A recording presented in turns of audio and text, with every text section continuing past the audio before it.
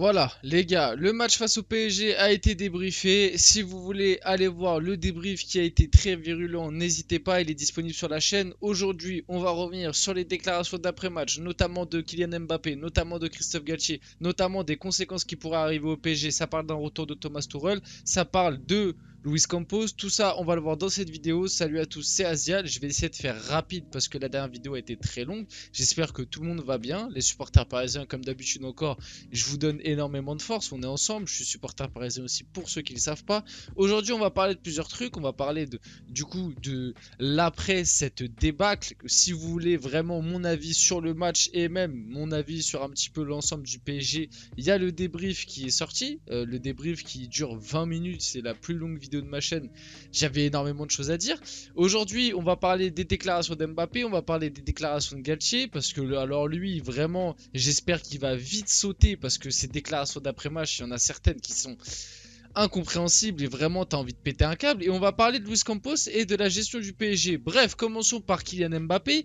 Kylian Mbappé qui, en zone mixte d'après-match, il n'a pas grand-chose qu'on regarde l'état des deux équipes. Ils ont une équipe bâtie pour gagner la Ligue des Champions. Nous, notre maximum, c'est ça. On va se remettre en question et retourner au quotidien du championnat. Et le pire avec Mbappé, c'est je vais essayer de rester calme, mais les gars, on peut pas lui donner tort. On peut pas lui donner tort. Hier, à part certains, notamment le fameux GOAT qui, en Ligue des Champions, ça fait 4 ans, il n'existe pas. À part ce fameux GOAT là que tout le monde dit, c'est le GOAT. Ah, c'est Messi. Oui, mais il a gagné la Coupe du Monde. Oui, mais la Coupe du Monde, c'est pas le niveau Ligue des Champions. Messi, il a plus le niveau Ligue des Champions. Ça fait 4 ans. 3-4 ans que Messi, il a plus le niveau des hauts, des grands clubs européens. C'est une réalité. Bref. À part Messi, le reste, tu les as sentis dépassés. Tu as senti que c'était leur maximum. C'est leur maximum. Mbappé a aussi été mauvais. Mbappé a aussi été mauvais. Et je pense qu'il le sait qu'il a fait un mauvais match. Mais le reste, en fait, hier, t'as même pas senti que c'était jouable pour le PSG. T'as même pas senti que le Paris pouvait faire quelque chose. Mbappé, dans sa déclaration, il a complètement raison. L'effectif n'est pas assez fort entre le PSG et le Bayern. Il y a trop un monde d'écart. Et on va y revenir après. Ça va me permettre de parler de Luis Campos. Mais à l'heure actuelle, le PSG n'a pas les armes, n'a pas les joueurs, n'a pas le club, n'a pas l'entraîneur aussi, parce que ça c'est important, n'a pas les idées de jeu, le plan de jeu qu'il faut pour concurrencer des équipes comme le Bayern, comme Manchester City, comme le Real en Ligue des Champions, parce que le Real en championnat et en Ligue des Champions c'est pas la même équipe. À l'heure actuelle, le PSG n'a pas ces armes-là. Et oui, c'est le maximum avec cet effectif-là, cette direction-là et cet entraîneur-là, c'est le maximum que le PSG peut faire. Mbappé, on peut pas lui donner tort. On va se concentrer sur la Ligue 1, c'est très bien. On va gagner la Ligue 1, la 11e Ligue 1 du club, c'est très bien. On deviendra le premier club français à en gagner 11.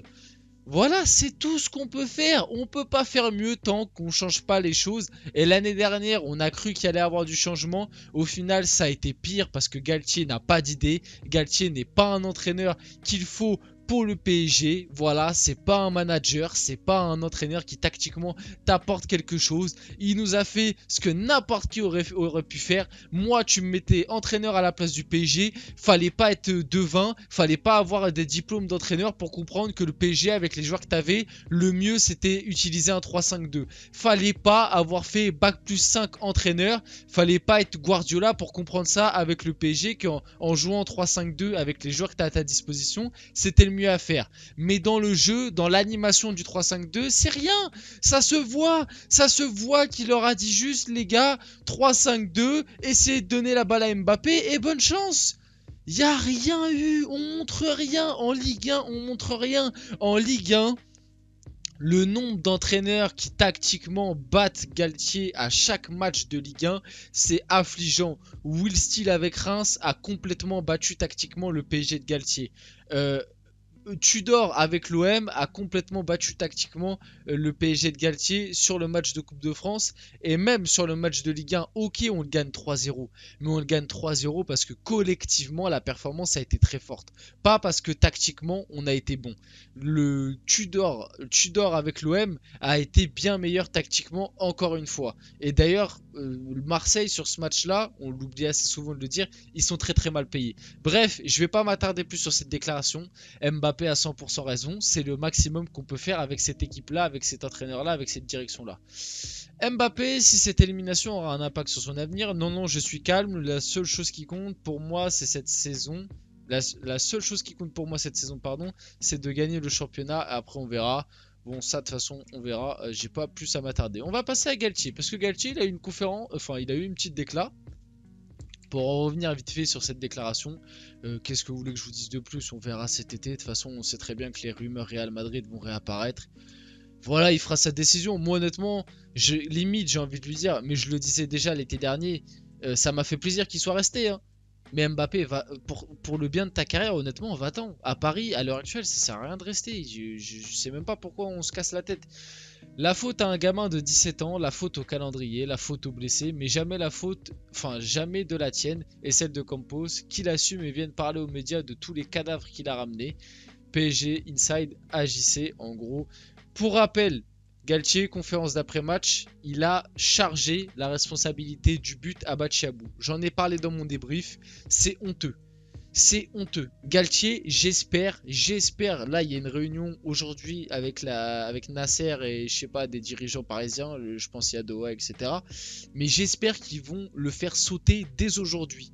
C'est honteux qu'après un huitième de finale de Ligue des Champions, une performance catastrophique comme ça, t'as pas marqué un but. C'est la première fois que le PSG en 30 ans n'a pas marqué un but sur une double confrontation en compétition européenne. T'as rien montré cette saison. Tactiquement, t'as été nul. Ton PSG a été le plus nul de l'ère Qatari. Et toi, l'après-match, tu viens dire Bachiabou n'aurait pas dû faire la passe à Verratti et dégager. En gros, tu dis que c'est de sa faute si on prend le premier but alors que Verratti fait une connerie. Mais on va où? Honnêtement, on va où? Galtier, j'espère qu'il va sauter pour cette déclaration. Voilà, Nasser tiendra aujourd'hui une réunion avec sa direction pour décider de l'avenir de Christophe Galtier. J'espère qu'il va sauter. De toute façon, moi, ça fait un moment que je le dis. Galtier, le pire, c'est que là, je suis énervé. De base, Galtier, c'est un entraîneur que j'aime bien. Quand il était à Lille, à Nice, un peu moins, mais quand il était à Lille, quand il était à Saint-Etienne, c'était un entraîneur que j'aimais bien.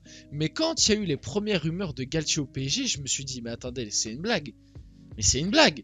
Mais les gars, Galtier, tactiquement, ça a toujours été du 4-4-2 basique, on défend et on contre.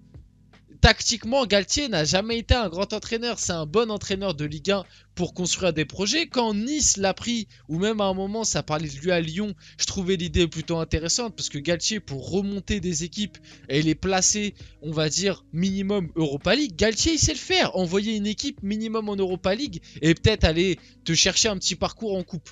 Galtier, il sait faire tout ça. Mais là, on parle du PSG, de la Ligue des Champions. Si tu ramènes pas un manager, il faut au moins ramener un tacticien. Au moins, on l'a vu ces dernières années. Pochettino, on peut dire ce qu'on veut. On l'a critiqué, moi le premier. Critiqué sur plein de trucs. Mais Pochettino, tactiquement, était 100 fois supérieur à Galtier. Et nous l'a montré. Parce que Pochettino, on peut dire ce qu'on veut. Oui, le match face au Real, l'aller-retour, le retour est honteux. Mais face au Real, qui est le vainqueur de la Ligue des Champions, je le rappelle, Pochettino a gagné tactiquement face à Ancelotti. Pochettino, sur les 90 premières minutes du match aller plus les 60 minutes du match retour, le PSG de Pochettino est au-dessus du Real, mais largement. Il t'a fallu une erreur de Donnarumma, Marquinhos qui se chie dessus, et la rentrée d'Idrissa Gueye plus je sais plus qui, bref. C'est les joueurs qui ont merdé l'année dernière contre le Real. Pochettino avait fait ce qui était, on va dire, dans son pouvoir à peu près bien. Par contre, Pochettino en Ligue 1, c'était une catastrophe. Ça, je vous l'accorde. Mais Pochettino en Ligue des Champions a toujours su répondre présent. Bref, tout ça pour en revenir. Si au moins tu ramènes pas un manager, il faut un tacticien. Galtier n'est ni un manager, ni un tacticien. Pourquoi faire? Faut qu'il dégage. Voilà, parlons de Campos. Alors lui, pour l'instant, Luis Campos n'est pas menacé dans l'immédiat. En revanche, il sera très attendu sur le prochain mercato. Voilà, juste je vous mets cette image. Le recrutement de Campos, les fameux changements du PSG qui allaient révolutionner le PSG parce que Campos, quand il est arrivé, il a dit il y a des indésirables au club, on va tous les dégager. Hein. Moi, Paredes, j'ai toujours pas compris pourquoi on a dégagé Paredes. Paredes, à l'heure actuelle, il serait au PSG, il serait titulaire indiscutable dans ce milieu de terrain, mais indiscutable. Abdou Diallo, on l'a dégagé. Mais pourquoi? On n'a pas de défenseur central, on est obligé de faire jouer Bachabou. On a ramené Ekitike, Carlos Soler, Renato Sanchez qui joue jamais. Il préfère aller au showcase de Gazo. Voilà. Ouais, en gros, c'est ça. Moi, le seul truc pour le recrutement de Campos, le seul truc qui, voilà, j'accepte en tant que recrue, c'est Vitinha, Fabien Ruiz, Mukiele. Ça, ok. Peut-être j'oublie des recrues comme ça, mais il me semble pas. Ça, ces trois-là, je les accepte. Mais ces trois-là, normalement, c'est censé être, c'est des niveaux de joueurs de rotation. Vitinha, quand il arrive au PSG, dans ma tête, quand il arrive au PSG, je me suis dit, il sera là dans la rotation. Vitinha, à l'heure actuelle, il est titulaire indiscutable. Fabien Ruiz, à la limite. Mais Mukiele, pareil. De base, il devait venir pour être complément d'Hakimi. Il se retrouve limite titulaire parce qu'on n'a pas de défenseur central. C'est un problème. Et j'en reviens alors à sa déclaration, je vais remettre sa tête, j'en reviens à sa déclaration cet hiver, pendant le mercato d'hiver. On vend Sarabia, certes Sarabia était pourri au PSG. On vend Sarabia, on prend personne à sa place, ce qui fait que là, double confrontation face au Bayern, t'as pas Neymar qui est blessé, t'es obligé de faire rentrer Ekitike ou Carlos Soler, t'as que ça. T'as que ça. T'as que ça. Imaginez Mbappé se serait blessé pendant le match. T'es obligé de faire un huitième de finale retour pour aller chercher un résultat face au Bayern avec Ekitike.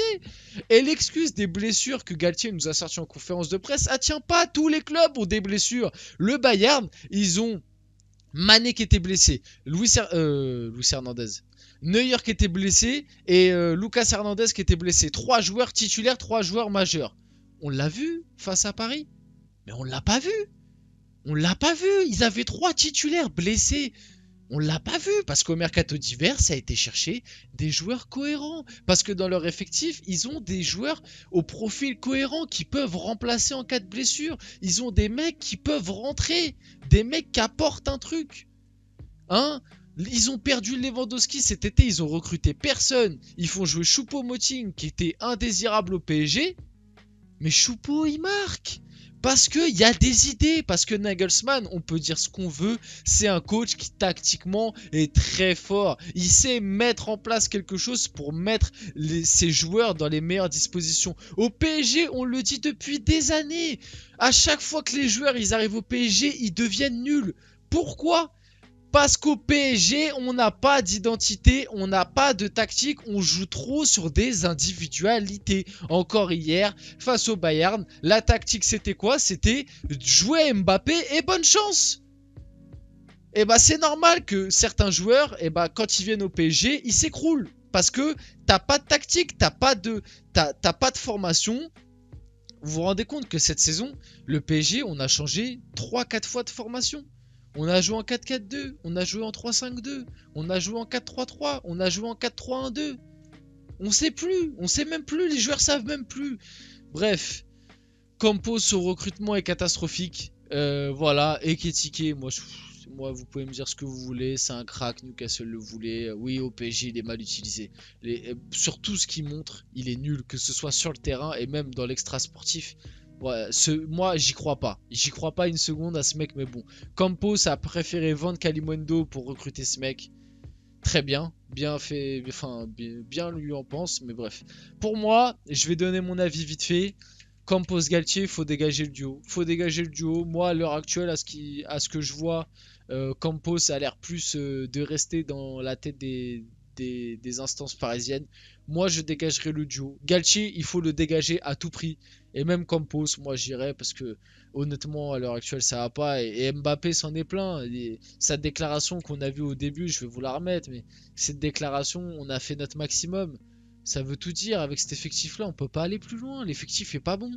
L'effectif est pas bon. Et en fait, moi, ce qui m'énerve, c'est que les gens pensent que le PSG a le meilleur effectif du monde. C'est pas vrai. Oui, certes, devant, on a trois stars. Ça, d'accord. Messi, Mbappé, Neymar, quand ils sont à 100%, c'est peut-être les 3 meilleurs joueurs du monde à l'heure actuelle, les 3 meilleurs attaquants.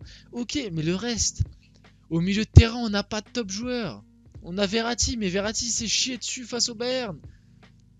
Au milieu de terrain, on n'a pas de top joueur. En défense, on était censé avoir Marquinhos. Marquinhos qui est pas là non plus. Et puis qui s'est chié dessus l'année dernière aussi. Derrière, on n'a pas de top joueur. C'est Danilo qui est obligé d'être le meilleur. Danilo, de base, c'est un joueur de complément. Danilo, il n'a pas le niveau des grands clubs européens, faut être honnête. Enfin bref, ce PSG a énormément de soucis. N'hésitez pas, le petit like, le petit abonnement, le petit partage. N'hésitez pas à partager si vous êtes d'accord avec moi, si la vidéo vous plaît, etc. Likez, donnez votre avis dans les commentaires, etc. En tout cas, c'était Asial et on se retrouve très rapidement pour une prochaine vidéo.